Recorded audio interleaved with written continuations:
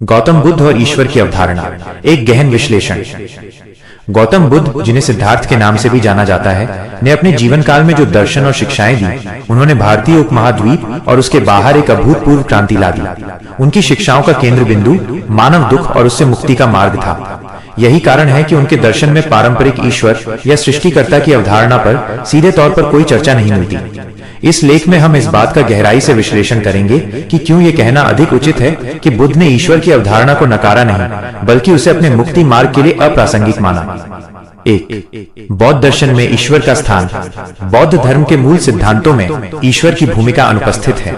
जहां अन्य धर्मों में ईश्वर को सृष्टि के निर्माता, पालनकर्ता और संहारकर्ता के रूप में देखा जाता है, वहीं बौद्ध धर्म में संसार को प्रतीत्य समुत्पाद, कॉज एंड इफेक्ट के सिद्धांत पर आधारित माना जाता है। इसका अर्थ है कि हर घटना किसी कारण से उत्पन्न होती है और स्वयं ही किसी अन्य घटना का कारण बनती है। यहाँ कोई बाहरी शक्ति नहीं है जो इस चक्र को नियंत्रित करती हो। बुद्ध ने इस बात पर जोर दिया कि हर व्यक्ति अपने कर्मों का फल स्वयं भोगता है और उन्हीं के माध्यम से मोक्ष प्राप्त करता है। इस विचार में किसी भी परम सत्ता पर निर्भरता नहीं है। बुद्ध का मुख्य उद्देश्य लोगों को जीवन के दुखों से मुक्ति दिलाना था, न कि ब्रह्मांड के रहस्यों को सुलझाना। जब उनसे ईश्वर के अस्तित्व के बारे में पूछा गया तो उन्होंने अक्सर मौन धारण कर लिया या कहा कि ये प्रश्न मुक्ति के मार्ग से संबंधित नहीं है। उनका मानना था कि इन दार्शनिक बहसों में उलझना समय और ऊर्जा की बर्बादी है, जो व्यक्ति को वास्तविक लक्ष्य से भटका सकती है। उनका पूरा ध्यान व्यावहारिक शिक्षाओं पर केंद्रित था, जैसे कि नैतिक आचरण, ध्यान और ज्ञान की प्राप्ति। 4, आर्य सत्य और अष्टांगिक मार्ग, मुक्ति का व्यावहारिक पथ। बुद्ध की शिक्षाओं का सार 4 आर्य सत्य में निहित है। दुख आर्य सत्य, जीवन में दुख है। जन्म, बुढ़ापा, बीमारी और मृत्यु सभी दुख का हिस्सा है। दुख समुदय आर्य सत्य, दुख का कारण है और वो है तृष्णा या वासना।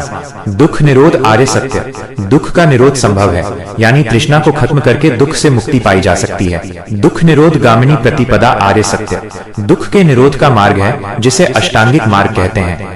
अष्टांगिक मार्ग स्वयं प्रयास और आत्म साधना पर आधारित है। इसमें किसी भी दैवीय शक्ति की प्रार्थना या पूजा का कोई स्थान नहीं है। ये 8 अंग हैं। 1, सम्यक दृष्टि, सही समझ।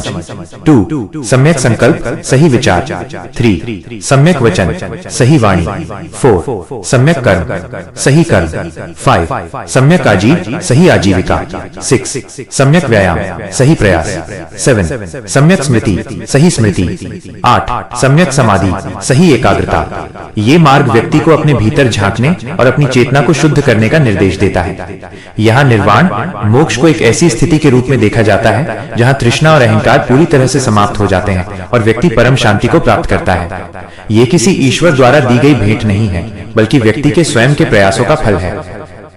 3, बौद्ध धर्म और निरीश्वरवाद, एक सूक्ष्म अंतर। कई लोग बौद्ध धर्म को निरीश्वरवादी मानते हैं, लेकिन ये पूरी तरह से सही नहीं है। निरीश्वरवाद, एथिज्म, सीधे तौर पर ईश्वर के अस्तित्व को नकारता है। इसके विपरीत बौद्ध धर्म ईश्वर के अस्तित्व पर चर्चा करने से बचता है। यह अनीश्वरवाद, नॉन थीइज्म है, जहां मुक्ति के मार्ग के लिए ईश्वर की अवधारणा को अप्रासंगिक माना जाता है। बुद्ध ने इस विषय पर बहस को अनुपयोगी और व्यर्थ माना। इसका एक उदाहरण प्रसिद्ध मालूम के पुत्र कथा में मिलता है। जब मालूम के पुत्र ने बुद्ध से ब्रह्मांड की उत्पत्ति और आत्मा जैसे 14 प्रश्नों का उत्तर देने की मांग की, तो बुद्ध ने उन्हें एक तीर से घायल व्यक्ति की कहानी सुनाई। वो व्यक्ति पहले ये जानने की जिद कर रहा था कि उसे तीर किसने मारा, किस जाति का था और तीर किस लकड़ी का बना था, बजाय इसके कि वो तीर निकलवाता। बुद्ध ने समझाया कि इस तरह के सवाल समय की बर्बादी है और जीवन के दुखों को दूर करने के लिए तत्काल कार्रवाई की आवश्यकता है। बुद्ध का यह दृष्टिकोण दर्शाता है कि उनका ध्यान केवल दुख को दूर करने पर केंद्रित था। ईश्वर जैसी अमूर्त अवधारणाओं पर बहस करना उनके लिए उस व्यक्ति के तीर की जांच करने जैसा था, जिसे तत्काल उपचार की आवश्यकता थी।